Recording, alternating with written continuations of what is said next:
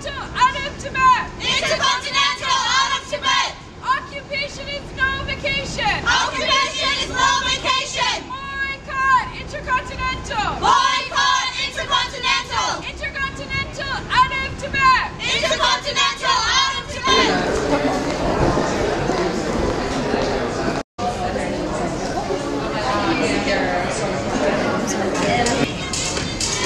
Can you tell me, how did it go inside?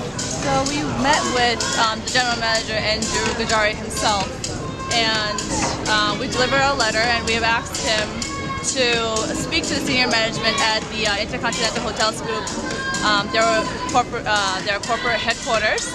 And we've also, we've informed Mr. Gujari that until Intercontinental Hotels Group pulls out of Tibet, pulls their Paradise Lhasa or Lhasa Paradise hotels out of Tibet, that they'll see continued protest not only here in New York City but also around the world.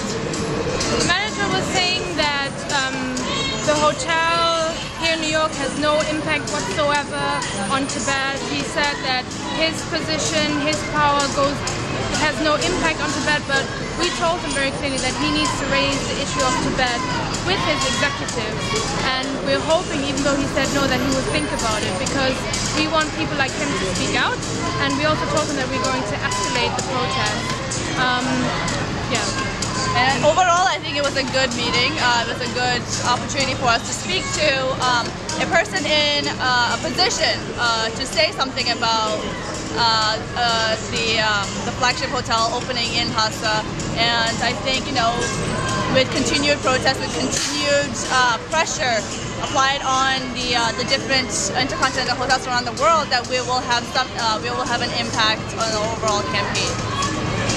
And in fact, he was telling us that yesterday their staff team had a meeting about the protest. So it's very clear that they are concerned. You can see that the security is out here. You can see the police was already out before we even arrived.